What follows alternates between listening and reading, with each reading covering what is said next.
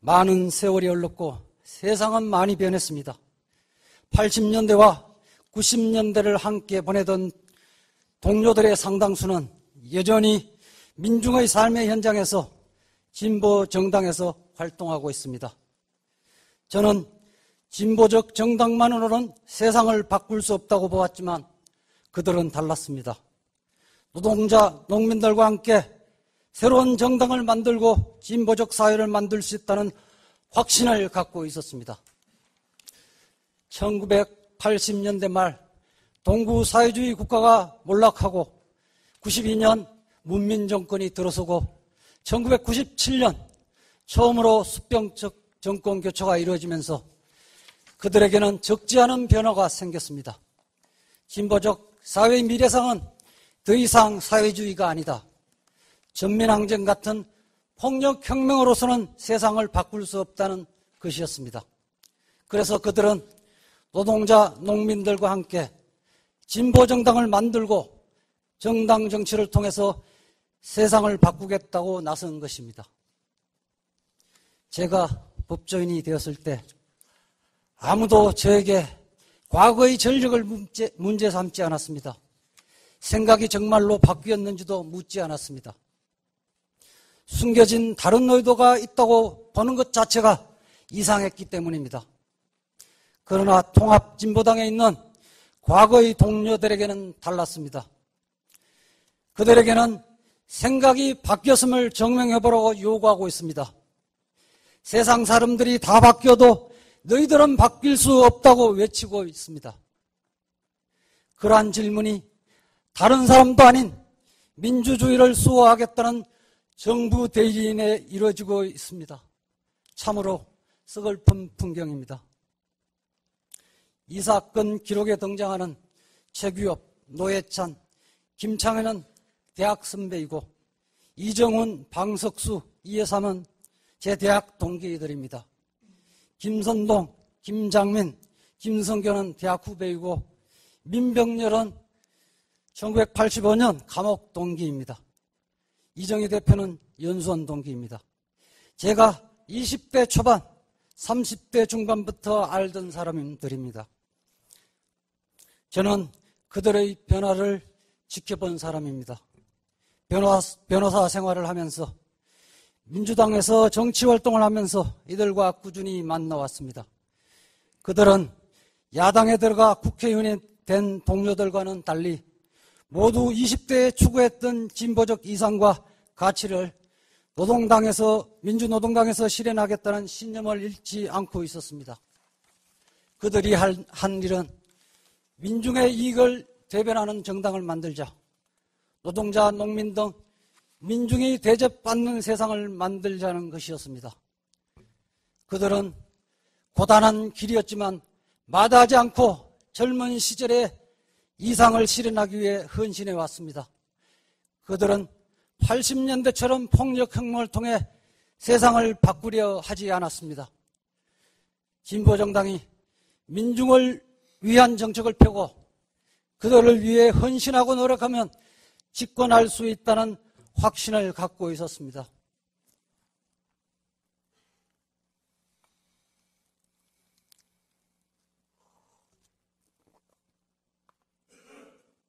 저는 확신합니다.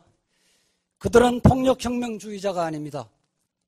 단지 김영환처럼 20대의 순수한 열정마저 버리고 전향한 것이 아니라 20대에 추구했던 가치를 간직한 채 시대에 맞게 그 이상을 선거를 통해서 실현하겠다고 진화한 것입니다. 이런 그들에게 과거의 국가보안법 전력 이선이 불온하다고 몰아붙이고 있습니다. 머릿속에 생각을 꺼내 보이지 않으면 위헌이라고 십자가 밟기를 하고 있습니다. 정부와 같은 목소리로 북한을 비판하지 않는다고 종북이라고 매도하고 있습니다. 이것은 이성이 아닌 야만적 광기입니다. 이것은 민주주의가 아닌 전체주의입니다. 14년간 멀쩡하게 활동해온 정당을 느닷없이 북한식 사회주의를 추구하는 정당이라고 몰아붙이면서 해산 청구하는 것은 민주노동당에게 한때 10%의 지지를 보내준 국민에 대한 모독이자 10만 당원에 대한 모독입니다. 자주 민주통일은 재헌헌법의 정신이자 현행 헌법의 정신이기도 합니다. 이러한 자주 민주통일이 위헌이라고 주장하는 것은 우리 선조들이 피땀 흘려 일구온 홍과 해방 후 반세기 동안 형성해온 우리 역사를 짓밟은 반역입니다. 북한이 주장하는 것과의 통일성 여부로 위헌성을 판단하는 것은 문명국가의 수치입니다. 결과적으로 북한과 비슷한 주장을 한다는 이유만으로 그 정당을 불온시하는 것은 우리 모두가 경계해야 할 우리 헌법이 적대시하고 있는 전체주의, 바로 그것입니다. 진보정당은 그 속성상 현재의 질서와 제도의 변화를 추구합니다. 진보정당이 추구하고 추진하는 정책은 주류 입장에서는 늘 위험해 보입니다. 그들이 사용하는 언어는 때로는 도전적이고 거칩니다. 기존 질서에 정당성의 의문을 제기하고 기득권을 위협하기도 합니다. 그러나 시간이 흐르고 세상이 바뀌면 진보정당이 주장했던 것은 너무나 평범해집니다. 무상급식, 무상교육, 보편적 복지, 재벌규제, 경제민주화, 평화협정 체결 등이 그렇습니다. 처음에는 매우 낯설었지만 시간이 흐른 지금 다수의 기성정당도 이를 수용하기 시작했고 그 일부는 현실 정책으로 실현되고 있습니다. 이처럼 진보정당의 정책과 주장은 우리 공동체가 나아갈 올바른 방향을 제시해주는 방향타 역할을 해왔습니다. 소수정당, 진보정당이 존재해야 할 이유도 바로 여기에 있습니다. 음미하고 싶은 것 중 첫째는 헌법이 대한민국 정부에게 정당 해산 심판권을 규정한 취지입니다. 청구인인 대한민국 정부는 청구서 4면 5면에서 이 사건 청구의 이유를 이렇게 밝히고 있습니다. 위헌정당 해산 제도가 도입된 이래 해산 심판 청구가 단 한 번도 제기되지 않았기 때문에 민주적 기본 질서의 구체적 개념과 범위에 대해서는 아직 명확한 기준이 정립되어 있지 아니하다. 정당의 어떠한 목적이나 활동이 자유민주적 기본 질서에 위배되는 것인지 개별적 구체적인 해석과 판단이 필요한 시점이다 라고 하고 있습니다. 정당 해산 기준을 정립할 필요성이 있어서 이 사건을 청구하게 되었다 이렇게 밝히고 있습니다. 또한 정부는 처음에는 정당 해산의 요건으로 구체적인 위험성과 비례성의 원칙이 필요하다는 주장을 하였습니다. 그러다가 1회 변론 기일에서 양자 모두 정당 해산의 요건에 해당되지 않는다고 그 주장을 변경하였습니다. 헌법 해석이 2개월 만에 바뀌었습니다. 헌법의 규범력 확보를 위한 것이 아니라 다른 목적을 위하여 헌법이 규정하는 정당 해산 심판 청구권을 남용한 것이 아닌가 강한 의심이 들게 하는 이유입니다. 이런 의심은 정당 해산 청구를 할 당시의 그 역사적 상황을 묘사한 부분도 위헌정당으로 인하여 자유민주적 기본 질서가 파괴될 위험이 있다라는 것에 있지 않은 점에서도 확인됩니다. 정부는 가처분 신청서 처음에 현재의 우리나라는 과거 어느 때보다도 풍요롭고 부강한 대한민국에서 살고 있습니다. 유사 이래 지금처럼 자유와 평화를 누리면서 삶을 영위했던 시기가 없었다 해도 과언이 아닐 것입니다. 라는 말로 시작을 하고 있습니다. 누구를 위하여, 무엇을 위하여 이 사건 청구권이 행사되었는지 의아하게 하고 있습니다. 셋째, 이 사건은 정당이 준수하여야 할 자유민주적 기본 질서가 무엇을 의미하는지를 밝히는 것이 중요합니다. 자유민주적 기본 질서는 폭력과 자유에 의한 지배를 배제하고 민주주의와 자유평등에 기초한 법치주의에 의한 지배를 의미한다고 하는데 누구도 이의를 제기하지 않습니다.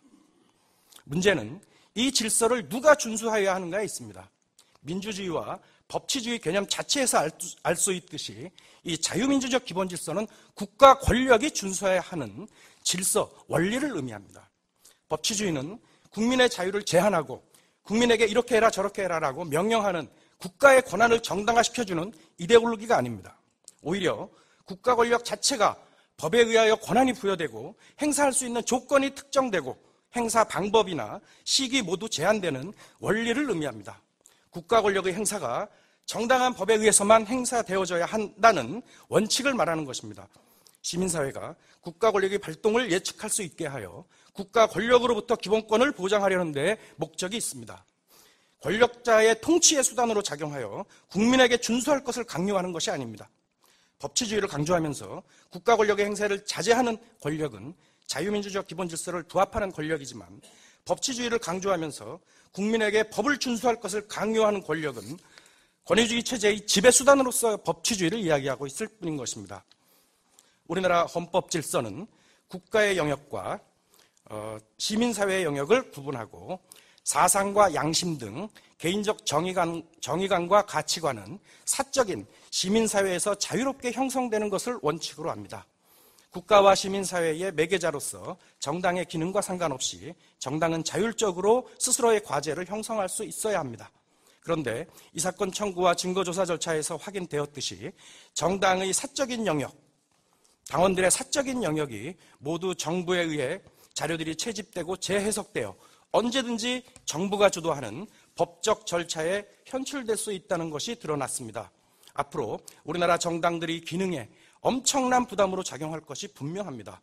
그러나 더욱 걱정스러운 것은 이 사건을 계기로 사적인 영역에서 자유롭게 형성되어야 할 사상과 양심, 이념 형성의 자유가 사회의 분위기에 맞추어 국가가 들여다보고 있다는 것을 의식하게 되고 국가의 관점을 먼저 생각하게 되는 과잉의 국가주의로 흐르게 되는 계기가 되지는 않을까 매우 우려스럽습니다.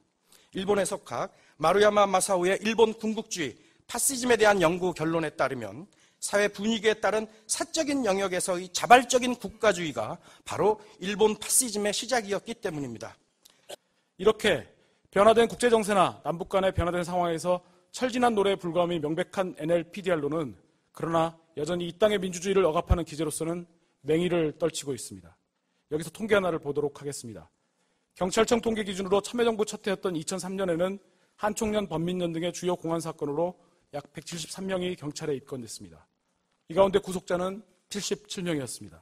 그런데 이 숫자가 2004년에 68명, 2005년 33명, 2006년 35명, 2007년 39명이 그쳤습니다. 구속자도 2003년 77명에서 2007년 12명으로 급감했습니다.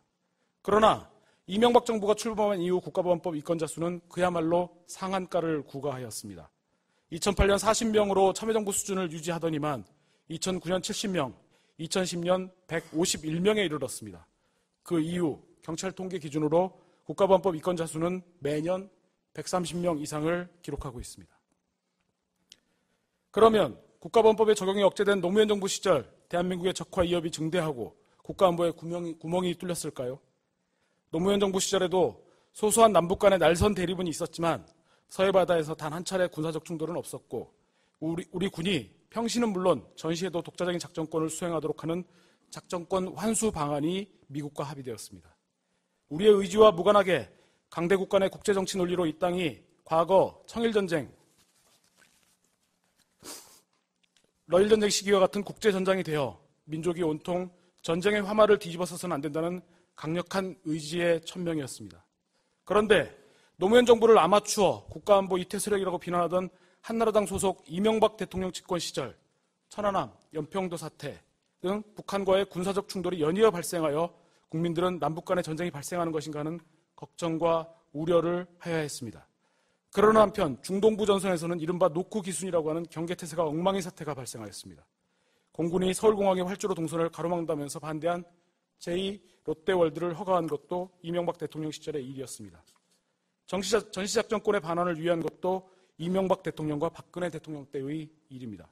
그러면서도 북한 도발 시 도발 원점을 타격하겠다는 강력한 입장을 표명하곤 하는데 전쟁을 결정할 독자적인 작전권도 없이 도발 원점 타격 운운하는 것은 허장성세에 불과한 태도입니다. 요컨대 NLPDR론을 가지고 국가안보를 강조하고 국가보안법으로 정치적 반대파들을 반국가 이적 세력 운운하면서 탄압해도 국가안보가 튼튼해지기는커녕 더욱 위태로워졌음을 알 수 있고 여기서 NLPDR론을 통한 국가보안법의 남용은 국가안보와 전혀 무관하고 나아가 우리 헌법의 핵심인 자유민주적 기본질서를 오히려 옥죄는 것임을 알 수 있는 것입니다. 20판 청구의 가장 중요한 이유가 된 내란 음모 사건과 관련해서 몇 가지 말씀드리겠습니다. 첫째, 내란 음모 사건이 언론에 공개될 때인 2013년 8월 28일을 되돌아봅니다. 2013년은 여름은 국가정보원의 조직적인 대선 개입을 규탄하는 촛불 집회가 그 열기로 뜨거웠습니다. 봄부터 시작된 촛불의 열기는 8월 한 달 동안 서울에서만 3만 명에서 4만 명이 참여하는 범국민대회가 6차례나 열리면서 정점에 다다랐습니다. 촛불의 방향 또한 청와대로 향하고 있었습니다. 내란 음모 사건은 바로 이런 상황에서 터져나왔습니다. 2013년 5월에 있었던 정세 강연회는 무려 석 달 보름이나 지난 후에 비밀 지하 혁명 조직 아로의 무시무시한 내란 음모 행위로 둔갑하였습니다. 이 사건은 국정원의 불법적인 대선 개입에 대한 국민들의 규탄 요구를 일시에 삼켜버렸습니다. 이것이 계기가 되어 피청구인에 대한 이 사건 정당해산 심판 청구에까지 이르렀으면 청구인도 부인하기 어려울 것입니다. 셋째, 이른바 내란 음모 혐의에 관한 실체가 밝혀지기까지 1년이 걸렸습니다. 해외자금책 유료화를 아로의 혁명자금으로 송금, 북접촉 아로 조직원 정찰 총국 225국 연기 의혹, 아로 조직원들 북잠수한 지원 방안 준비 이메일 교환. 사건 초기인 2013년 8월 말부터 9월 초까지 언론에 도배가 되었던 신문기사 제목들입니다. 그러나 내란 음모 등 사건에서 북한과 연계된 자료는 단 하나도 증거로 제출된 적이 없습니다. 나아가 청구인이 피청구인의 핵심 세력으로 규정한 이른바 지하혁명 조직 아로는 존재하지 않음이 확인되었습니다. 5.12 회합에서 내란 범죄 실행을 위한 합의가 없었다는 것도 밝혀졌습니다. 이 사건에서 청구인의 핵심적인 근거인 아로와 내란 음모는 이렇듯 그 기초에서부터 부정되었습니다. 이번 정당해산 심판 사건은 청구인의 주장 자체로 그 이유가 없어진 것입니다. 따라서 청구인이 아로를 근거로 제기하는 그 어떠한 주장도 이 사건 정당해산 심판 청구의 사유에 해당될 수 없습니다. 처음 정당해산 심판 청구 대리인으로 이 사건에 참여하던 당시의 일입니다. 저는 통합진보당 당원이 아닙니다. 그리고 그저 진보적 소수정당의 역할을 지지하면서 마음만 보태고 있었습니다. 그런데 매스컴을 통해서 대리인단에 함께한 제 모습을 발견한 지인들이 전화를 해오기 시작합니다. 사회에 대한 내 고민은 충분히 알겠는데 이번 일은 아니다. 아로니 뭐니 돌아가는 판이 수상치 않다. 심지어 다친다, 위험하다까지 이야기합니다. 제가 평소 공안 사건이나 인권적 조력이 필요한 재판을 하지 않았던 것도 아닌데 유독 이런 조언에 시달렸던 이유가 무엇일까요? 파렴치범을 변호하거나 심지어 희대 흉악범이었던 강호순의 형사절차적 인권을 옹호하는 발언으로 사무실로 빗발치는 항의 전화에 시달릴 때도 저를 아끼는 지인들만큼은 변호사인 제 역할을 지지하고 응원해 주었습니다. 그런데 왜 이번에는 저를 아끼는 지인들이 저를 말렸을까요? 왜 제 가족들이 저를 말렸을까요? 통합진보당이 파렴치범보다 살인마보다 더 동의할 수 없었던 걸까요? 통합진보당에 대한 혐오감이 저를 말리게 했을까요? 이미 짐작하시겠지만 그것은 당시 메카시적 매도 분위기에 대한 공포 때문이었습니다. 어느 때의 종북이니 빨갱이니 하는 정치적 색깔론 매도와는 달리 정말 이번만큼은 이 일에 휘말리면 다칠지도 모른다는 공포에서 비롯된 염려였습니다. 실제 국경 없는 기자회가 발표한 올해 언론의 자유 수치는 한국은 57위, 그러니까 눈에 띄게 문제 있는 수준이라고 밝히고 있습니다. 참여정부 당시보다 무려 한 26단계 떨어진 것인데요. 이런 경향은 미국 프리덤하우스가 발표한 각종 순위에서도 마찬가지입니다. 그 프리드마우스의 순위 같은 경우는 1980년대 이래로 올라가고 있던 추세였습니다. 최근 수년간 계속 하향세에 있었고 표현의 자유 수치는 68위, 그리고 정치적 권리는 지난해 2등급으로 떨어졌습니다. 이렇게 수치를 밝히고 보니 변호사를 하고 있는 법조인으로서 참 부끄럽고 책임감을 느낍니다. 법원도 책임이 있을 거라고 생각되고요. 그리고 무엇보다도 여기 계신 법무부 장관님, 그리고 이하 법집행기관인 검사님들은 어떤 책임감을 느끼고 계신지도 문득 잠옷 궁금해집니다. 그러나 이런 실제적 지수나 등수보다 더 우려스러운 것은 바로 국민들의 공포감입니다. 국민들의 공포감에 근거한 미래민주주의에 대한 불안지수는 그 실물을 능가하고 있는 형국입니다. 그 지수에 기대서 미래를 전망해 본다면 우리나라 대한민국의 민주주의는 더 가파른 하향세에 있다고 보여집니다. 현재 대한민국 헌정사 최초의 이 사건 헌법재판, 이 정당해산 청구를 지켜보는 국민들의 우려는 한마디로 공포입니다. 재판의 과정이나 결과를 떠나서 정당해산 청구로 인해서 본 법정이 이미 열린 것만으로도 충분히 공포감을 느꼈습니다. 지금 통일이란 말은 친북이란 말에 겹치고 있고요. 민중이나 자주라는 말은 종북이라 매도될까 싶어서 그 사용을 주저하게 됩니다. 정부의 정당해산 청구 자체를 비판하는 이들조차 앞서서 비판하는 말에 앞서서 나는 통합진보당 당원이 아니다. 그들과 정치적 입장을 달리한다라고 스스로 십자가 밟기를 먼저 하고 있는 형국입니다. 변론 모두에 제가 그랬듯이 말입니다. 이 사건 심판은 잘 아시다시피 비청구인 통합진보당의 목적과 활동이 바로 민주적 기본질서, 즉 민주주의에 위배되었는지 여부에 대한 심판입니다. 그러나 청구인 대한민국 정부는 지금 이 순간 이 사건 심판의 판단 기준인 민주적 기본질서를 스스로 구현하고 있는지부터 스스로 돌아보아야 합니다. 대한민국 정부가 있어야 할 것은 이 사건, 이 헌법재판소 대법정이 아니라 정말로 국가의 보호를 원하는 국민의 삶의 현장 바로 그곳이라고 저는 생각합니다. 비청구인 통합진보당은 현실에서 민주주의를 구현할 것을 추구하는 정당이었습니다. 수많은 당원들과 당직자들이 피와 땀을 쏟은 정당입니다. 그 어느 기성정당들보다도 사회적 약자 곁에서 투쟁하고 연대했던 정당입니다. 한반도의 군사적 긴장을 완화하고 남과 북의 평화 통일을 추구했던 정당입니다. 그리고 이러한 모든 목표를 이루기 위해 국민들의 지지를 얻어 선거를 통해 집권하자고 했던 정당입니다. 정구인이 주장하는 바와 같이 또리장군 만화에서나 나오는 그런 반공주의, 종북몰이에 의해 해산되어야 할 정당이 결코 아닌 것입니다. 정구인의 이 사건 심판 청구야말로 민주주의에 대한 위협입니다. 최종 변론을 마무리한 즈음에 다시 한번 조지 오웰의 1984년을 떠올립니다. 빅브라더가 지배하는 오세아니아에서는 과거도 새롭게 창조되고 언어도 의식적으로 폐지되거나 새로운 용어가 만들어집니다. 이미 우리 사회에서는 북한이 먼저 사용하고 있다는 이유만으로 사실상 금지화가 된 좋은 단어들이 매우 많습니다. 그런데 만약 이 사건에서 해산 결정이 내려진다면 우리 사회에서 매우 중요한 가치를 내포하는 자주, 민주, 통일, 진보적 민주주의, 일하는 사람, 민중 등등의 단어가 폐기될 위기에 처할 것으로 보입니다. 이 단어들을 말하는 것은 곧 북한을 추종하는 것이 되고 이를 위한 활동은 민주적 기본질서에 위반되어 정당조차도 해산시킬 정당한 이유가 되기 때문에 우리 사회 구성원 어느 누구도 떳떳하게 이러한 단어들을 사용할 수 없게 될 것이기 때문입니다. 진정 우리 사회가 그와 같은 암흑 세상으로 추락해야만 하겠습니까? 이 사건 변론을 마무리하면서 이 사건의 심판 청구가 기각되어야만 하는 이유를 몇 가지 점에서 강조하고자 합니다.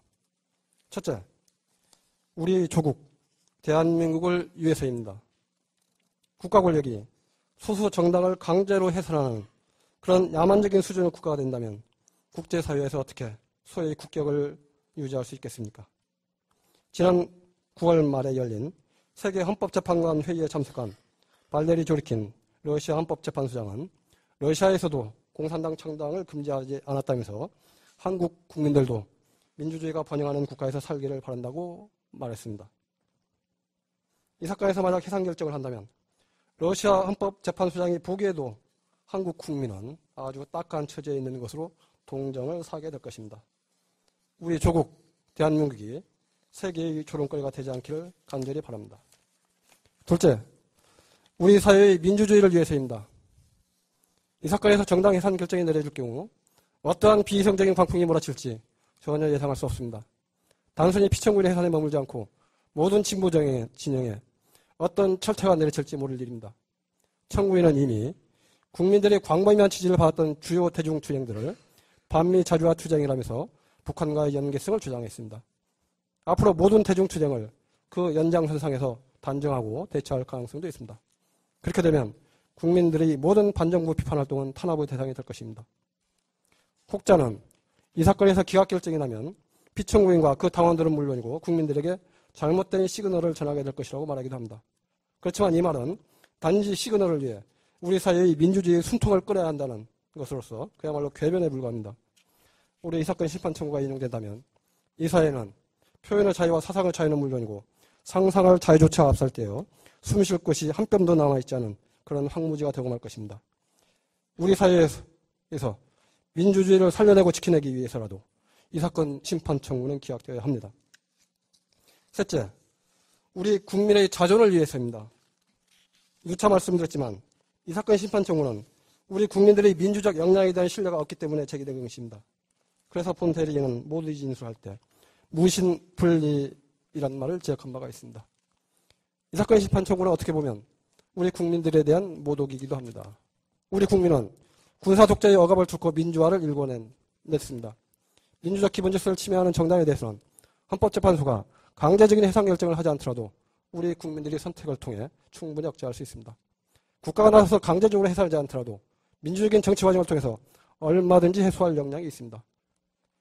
헌법재판소는 이 사건에 대한 기각 결정으로 우리 국민의 자존을 세워주시기 바랍니다. 넷째, 청구인, 즉 대한민국 정부를 위해서입니다. 대한민국 정부는 정당 해산이라는 극악 처방이 아니더라도 얼마든지 형사적, 행정적 대응 수단을 통해 국가의 안전과 사회를 방해할 수 있는 역량이 충분합니다. 헌법재판소를 통해 강제적으로 정당 해산을 해야만 사회를 지킬 수 있을 정도로 우리 정부가 그렇게 취약하지 않습니다. 이 사건 진행 과정에서 우리 정부의 역량에 대해 청구인과 피청구인이 오히려 정반대의 입장을 취하는 아이러니한 상황이 전개되기도 했습니다. 피청구인 측은 우리 정부가 국가 안전이나 사회 방위를 위한 역량이 과잉인 것이 문제이면 문제이지 부족할 바는 전혀 없으므로 굳이 정당 해산이라는 극단적인 조치를 취할 필요가 없다는 입장을 피력했습니다. 그런데 정작 청구인은 자신의 그러한 능력을 불신하고 헌법재판소가 극단적인 조치를 취해 주어야만 한다는 어떻게 보면 자기 비하적이고 자학적인 그런 평가를 했습니다. 국민의 입장에서는 참으로 당혹스럽다고 하지 않을 수 없습니다. 국민의 선택을 받아 구성된 정부가 자신의 역할을 제대로 수행할 수 없음을 자인하고 있으니 말입니다. 이 사건의 심판 청구가 인용된다면 이는 대한민국 정부의 무능함을 오히려 만천하에 공표하는 것이 됩니다. 오히려 이 사건 심판 청구를 기각하는 것이 그나마 대한민국 정부의 체면을 세워주는 것이 될 것입니다. 다섯째, 우리 사회의 약자와 소수자들을 위해서입니다. 피청구인은 우리 사회에서 소외되고 힘없고 가난하고 정당한 대우를 받지 못하는 사람들을 위해 정책을 제시하고 연대하고 같이 투쟁해온 정당입니다. 피청구인이 해산될 경우 우리 사회의 사회적 약자와 소수자를 위한 활동 자체가 불안시되고 위축될 우려가 큽니다. 우리 사회의 약자와 소수자들에게 희망의 불씨를 살려주기 위해서도 이 사건 심판 청구를 기각하여 주시기 바랍니다. 여섯째, 마지막으로 헌법재판소를 위해서입니다. 헌법재판소는 군사 독재 정권에 대한 국민들의 항고로 쟁취한 1987년 헌법에 의해 출범했습니다. 헌법재판소는 우리 국민들이 쟁취한 민주화의 소상입니다. 그렇게 헌법재판소는 우리 국민의 민주적 역량을 철저하게 신뢰한 반석 위에 서 있는 것입니다. 헌법재판소의 모든 권한의 원천은 국민입니다. 헌법재판소는 우리 사회의 다수파를 대변하는 기관이 아니라 소수파의 인권과 활동을 옹호함으로써 민주주의를 수호하고 확장하는 것을 사명으로 하는 기관입니다. 다수파의 형파가 거침없이 행해지고 있는 작금의 상황에서 헌법재판소가 균형추를 잡아줘야 합니다. 다수파의 하나의 동조 의견을 보태는 역할에 머문다면 그것은 헌법재판소로서의 존재 의의를 상실하게 될 수가 있습니다. 그러한 의미에서 이 사건에서 어떻게 보면 심판대 위에 있는 것은 통합진보당이 아니라 헌법재판소 자신일 수도 있다고 생각이 됩니다. 헌법재판소의 존재 이유를 확인하기 위해서도 이 사건의 심판 청구를 기억해 주시기 바랍니다.